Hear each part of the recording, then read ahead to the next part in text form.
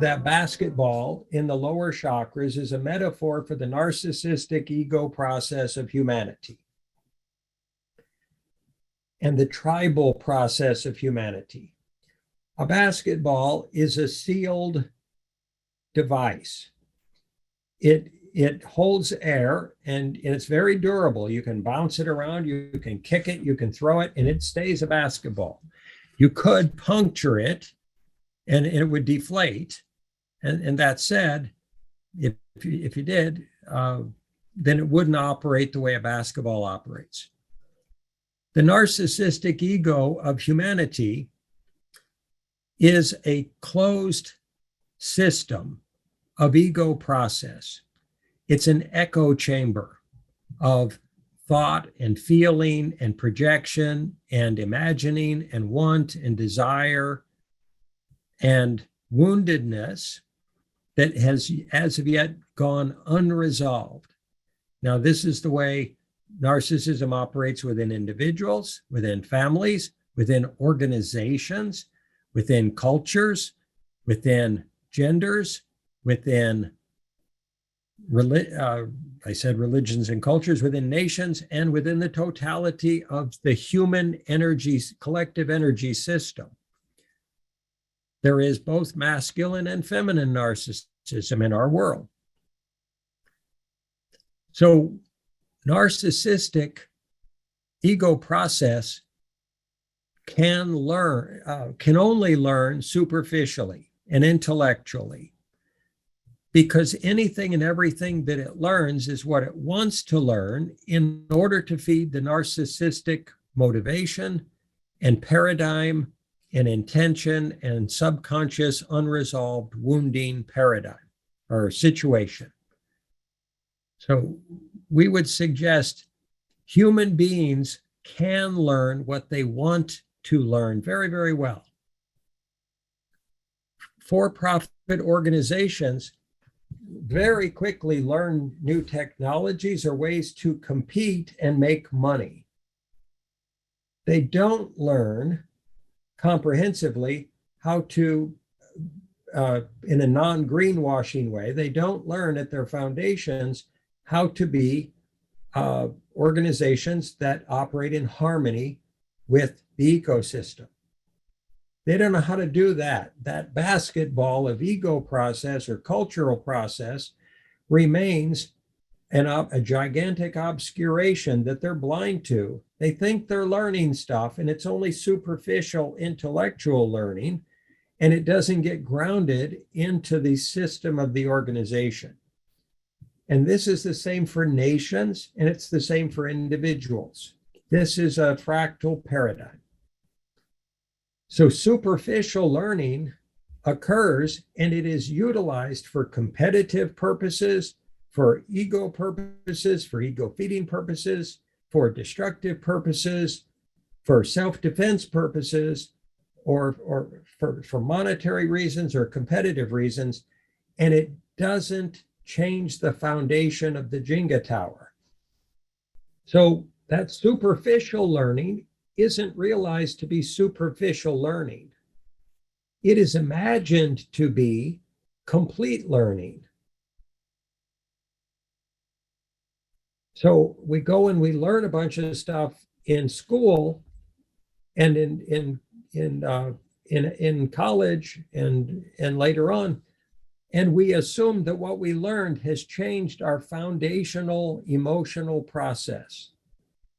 We imagine that, or we imagine that we're better people for having learned whatever the school has taught us to learn, or whatever the system of governance is conditioned into us. And it doesn't change the trajectory of our choices and our application of our free will in the world. So this is one reason why plastic bottle solutions that we talked about in past Friday meetings occurred. We said, oh, look, we can make a lot of money if we put water or soda pop or juice in a plastic bottle. And we didn't take the time to think about what happens when there are trillions of plastic bottles in the world and they're killing the sea life and they're creating pollution in the air, and we don't have a way to dispose of them, and we don't have a way to recycle them, and we don't even have a way to clean them up. That quality of minimal veneer, superficial understanding that we think is being smart or making wise, profitable decisions is very superficial. It's very unidimensional. It's very point A to point B focused. Oh, if I do this, I'll make money. If I do this, I'll have market share. If I do this, I'll have power. If I do this, I'll have status. That's a closed loop of narcissistic vantage point of the human ego. It's self-rationalizing. Oh, look how smart I am. I invented the plastic bottle. Look how smart I am. I'm solving problems in the world. Look how smart I am. I invented the ingredient in the cigarette that was addictive, that would make a lot of millions or billions of people smoke cigarettes and have a lot of cancer in the world. How smart am I? I'm being facetious. So if people learn very, very well what they want to learn or what they're motivated to learn, our challenge is how to get them to want to learn that which is going to dissolve their narcissistic tendencies. Do you see the conundrum, the paradox there? How do we help them become willing to edit their own Jenga towers at the foundation and not fear the tipping over of the Jenga tower, and help them realize that we're doing them a favor while we're saving the future of humanity as best we can?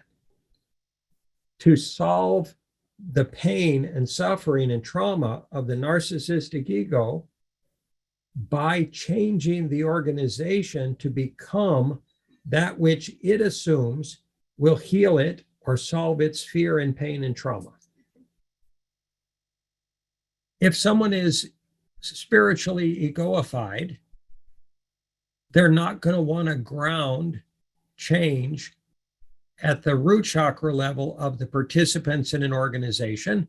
They're not going to want to facilitate evolution of learning at those levels because it would lead to them becoming redundant. So if someone is spiritually in a spiritual ego process, does it make sense they don't want the organization to evolve? They want to keep it in a spiritually churning, ever more ungrounded spiritual state. And you can see this all over the world, of people not learning how to consciously collaborate and be self-governing and self-sovereign and consciously discerning.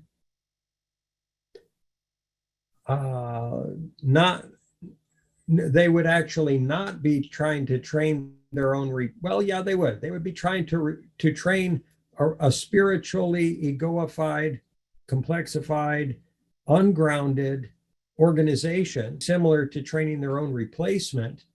And they wouldn't want the whole person to be developed, because if they're in a spiritually egoified and narcissistic mode, they can't even conceptualize truly the possibility of the holistic evolution of other, nor can they support that holistic evolution of other.